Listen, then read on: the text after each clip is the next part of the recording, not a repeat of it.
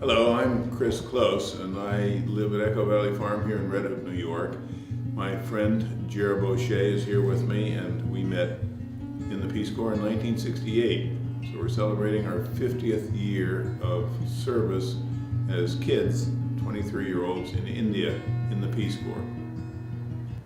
Chris, why did you go into the Peace Corps? Good question. When I was 16, in January of 1961, President Kennedy, in his inaugural address to the nation, said, "Ask not what your country can do for you, but what you can do for your country." And it struck me to the core. And 7 years later, I found myself as a young 23-year-old out of college going off to India in a big 707 out of Los Angeles. You know, my trip to the Peace Corps was very different in a way. I heard the same message and responded to it. A visitor from the Peace Corps came to our high school. I responded to that. But as the years went by, life intervened, and I became a journalist and did other things. And then I went to Europe for the first time on my own in 1967. I landed in Munich, and my second day there, I found myself at Dachau, and I began to learn the meaning of evil by visiting the concentration camps. And 2 weeks later, I was at the Anne Frank house in Amsterdam, finding out more about this young girl who nearly survived the war, but not quite, and was taken away and never heard from again. And I knew something had to change in my life so that I could do something to replace that evil with something good. I didn't know what it was going to be, but within just a few months, I had applied to the Peace Corps and found myself heading to India on a similar plane 1 month after Chris did, because he trained in India for 1 month longer than I did. We did ours in the United States.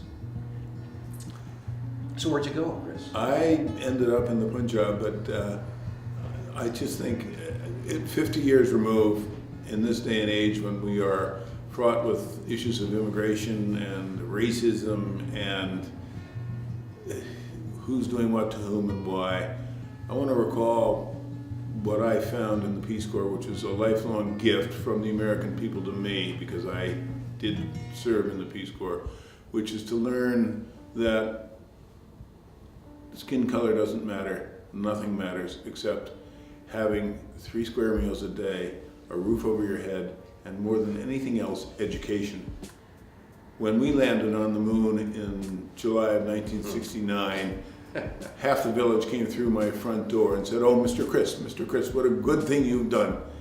And I said to them and to me, and now I'll say it again, it wasn't me, it wasn't anything but what we were able to do with our education in the United States. Public education freed up all of the extraordinary brain power on the farms and in the cities and wherever in the United States over the last 200 years previous, to free up, and so that we didn't have to do what they were still doing in India, which is to scratch at the earth to grow food to subsist on.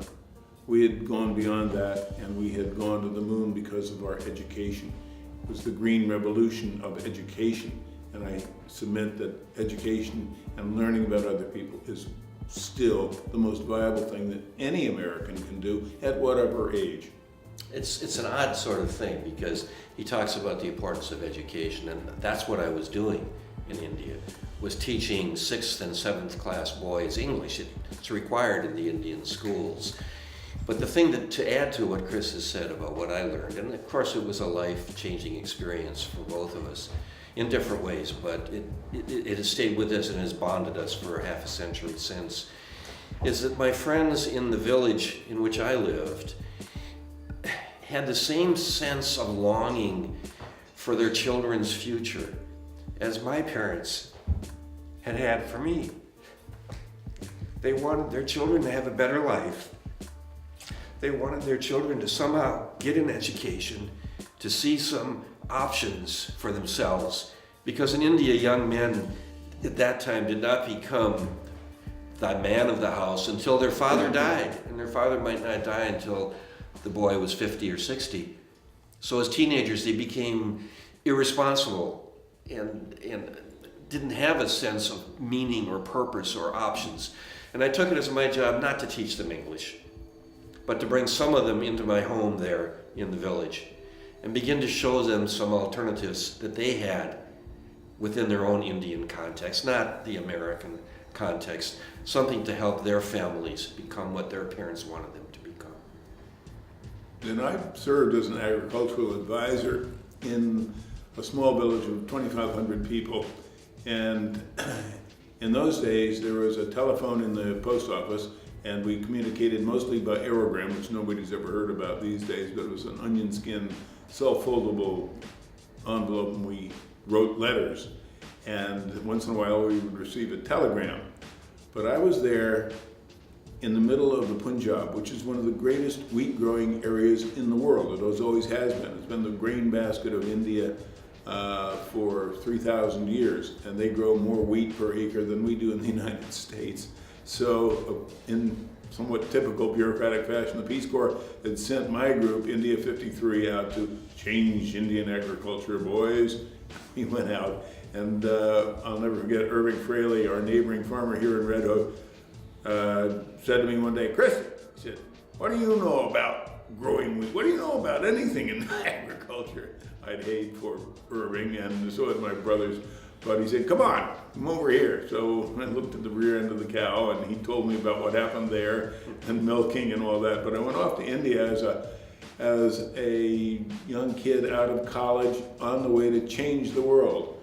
And what I did was arrive in my village on August 8th of 1968 with rudimentary Punjabi and dreams of changing Indian agriculture, which quickly took backseat to my understanding that what I was there really to do was to be the best person I could be and to meet and be open to whatever came along.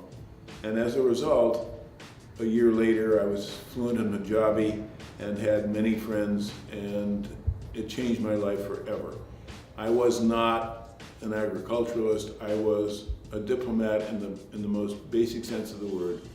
I was interested in and learned about their customs, their language, their culture, and it has changed my life for the best ever since. For me, it's parallel, but in a very different kind of way, because I was there as a teacher, and I became a teacher, but not in the classroom. The boys that I worked with most came to my house every day, and I posted maps on the walls, and I went to Delhi and brought back 400 books that people had donated, because the books in our school were behind locked windows and nobody would allow the students to use them. And most importantly, I started taking these boys, 11, 12, and 13 years old, out of the village. I took them on a 3-day trip to New Delhi that my friend Mr. Close here came with us. It was a great trip. But the massive thing that happened was that with 2 months of my service remaining, I gathered 5 Peace Corps volunteers, an Indian teacher from each of their schools, 10 boys from each of those schools, 3 cooks, 1,000 pounds of flour, and we lived in a train car, and we hooked it onto trains and took those boys all over India for a month. And it exposed them to a world that was within their reach, within their grasp, in their country. And that's what I was all about, was helping them see the possibilities. And I remember during the days before we left, my Indian friend and I went, Chris, to the home of each family. And I'll never forget the night that every one of these homes, bare floors and no food, and nothing but always an offer of tea. And we explained why we were taking their boys away for the month. They'd never been out of the village. As I left one night, the mother came to me and put her hand on my arm, and she said, "He is your son now, Mr. Bosch." Yeah, the relationships were incredibly intense, and as always, there was the feeling that I had developed my own sense of being who I was, and I was able to contribute and be aware of other people. And I think that is really imperative for all of us these days, to understand that you can make a difference if you only are open to the possibilities, as Jared said, to the possibility of other human beings. Skin color doesn't matter. We are all human beings, and what we want as what Jared said, and we both learned in the Peace Corps to be out of ourselves and not thinking about ourselves, but being out and what other people, how they live. And now, more than 50 years later, the Peace Corps has been around, and we know every language in the world, all the customs and the societies that we have all lived in. About 250 or 300,000 former Peace Corps volunteers and staff, and we've lived all over the world. I think it's America's greatest treasure, untapped treasure, because we do understand the world as it is lived, even though it may have been 50 years ago in our case, but still there are upwards of 7,000 volunteers serving in countries all over the world in this dangerous world of ours. And they are making it possible for connections to be made for the future among people to have peace and have their way rather than war. So once a Peace Corps volunteer, I suppose, always a Peace Corps volunteer. And you wonder, once you finish your term of service, if it made any difference. And for 25 years, I wondered if it made any difference, until I took my 21-year-old daughter with me back to India in 1994 and arrived in the village. And I thought I would see one or two of my former teacher friends because I'd been corresponding with them, but I'd lost track of all the boys by then. And we went to the house of one of the teachers to have tea, and a few minutes later somebody knocked on the door, and it was two of my former students, now in their late 30s. And they said, let's go down to the school and see what's changed. And we walked down through the village, which had changed. And I used to be able to see the school as I walked, but I could no longer. There were too many buildings. And as I came close to the building, it sort of grew as it does when you get closer to something. And as I finally arrived, I found waiting for me 28 of my former students. I was in tears. My daughter was in tears. They gave us each Lay's. And I could see in their faces and in my memory the faces of the boys. And my friend, one of the teachers, said they've been telling stories about you for 25 years. Then I had a chance then to return with my wife 13 years later. And I have seen 3 different Indias. They've changed completely from the late 60s to the mid 90s to the early teens of this century. And the families that I knew then, the family I referred to earlier, has moved to one of the larger cities and has an extended family, and they all have educations, to return to Chris's point. And they have traveled, some of them, around the world now, and they're making a difference in their professions. And these were people whose parents I had touched 50 years ago. The impact. The impact of life is such a web. It is. And we keep returning in that web. And here we sit 50 years later, still part of the web that brought us to India 50 years I think the impact of the Peace Corps it is life-changing. It has served me every day, wherever I go, anywhere in the world. And I've been all over the world.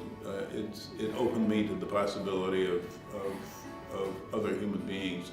It opened my head up, rather than growing up in basically 1950s Red Hook, which I went from. It's now given me the world. And the world, fortunately, has come back to Red Hook. Absolutely. We are totally unlike what we were when I was a kid 60 years ago at Red Hook Central School.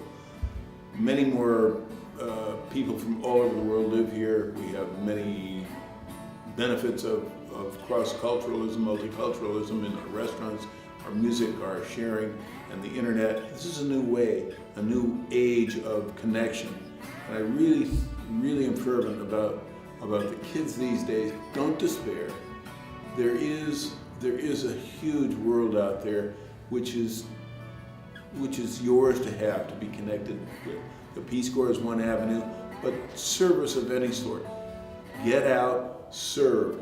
Don't, pardon me when I'm being, anti-technical.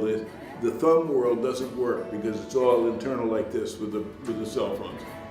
Put the cell phones away and open up to the possibility of service, which it's the most enriching thing you can possibly do. I serve here in Red Hook as a volunteer in many regards. We're here in historic Red Hook. The family is involved. Everybody loves coming here to the Almador. and it's representative of the best of Red Hook, which is community and service and the future based in the strengths of our past. Bringing the world back home is one of the goals of the Peace Corps. Each one of us, each of the 250,000 who have served to this point, have done that. And each of us have taken what we've learned and tried to share it with others. I teach people of all over the world even today. But in recent years, I've focused on young people, all the way from 5th grade through graduate school. And the younger ones especially get so excited when they hear about the possibilities of what's waiting for them out there in the world and the ways they can help other people. And they really do want to help. I hear it all the time as I travel the States and other countries. These young people today have a heart that is enormous, and finding a way for them, helping them find a way to take that heart and that desire and apply it in ways that help other people and help all of us help each other on a macro and on a micro sense. I'm no longer the idealist I was when I left. I'm much more of an incrementalist. Change takes time, but it takes place one person helping one other person, helping one other person at a time. I agree, but I want to say that change begins at home. I got back from the Peace Corps, began my career at the Poughkeepsie Journal as a reporter, learned how to write for Deadline, which is the best thing I could ever do to make a living, and spent 37 years in Washington.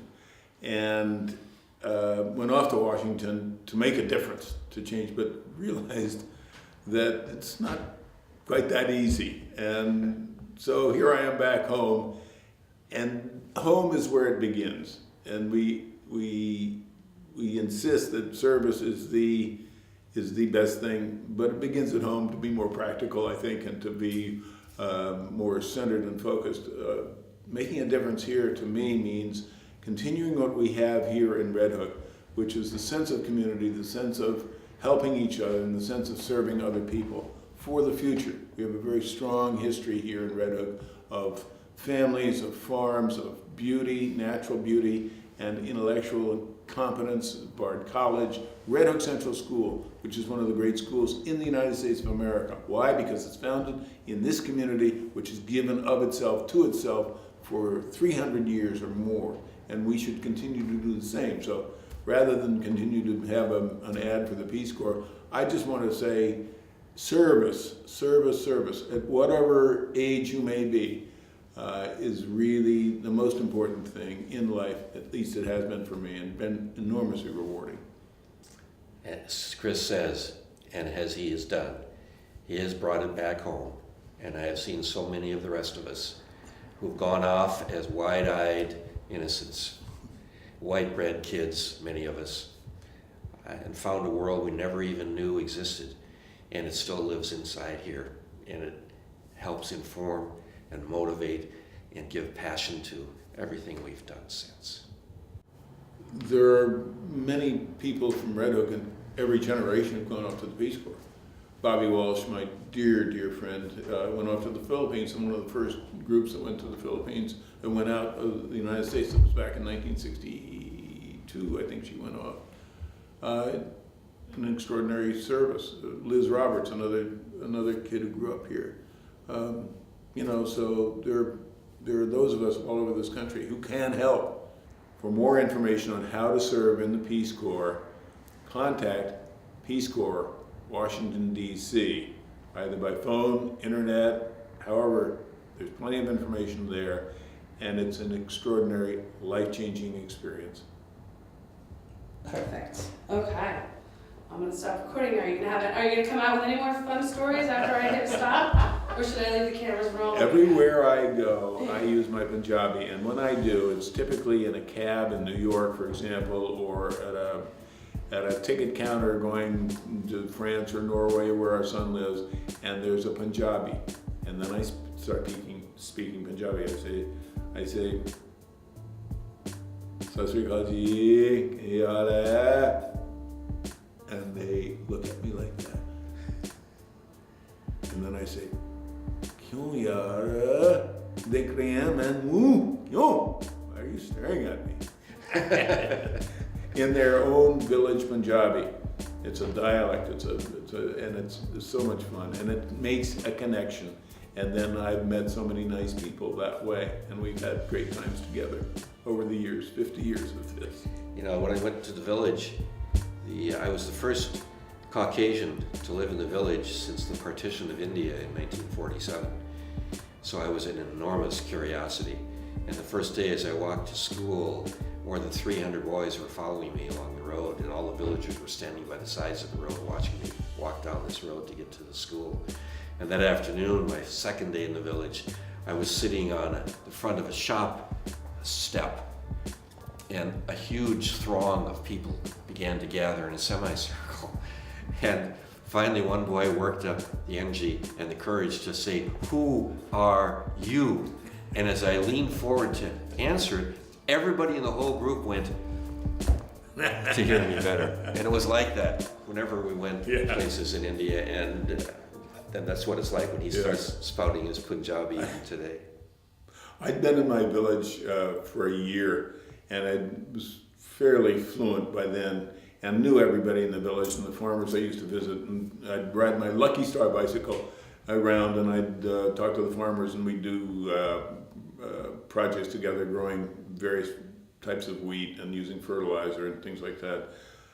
But whenever I went out of the village after that to a new place, it shocked me that people would come around and gather around and stare at me, as Jared said, and they just stare at me and gawk and point, talk about, because I had lost the color barrier.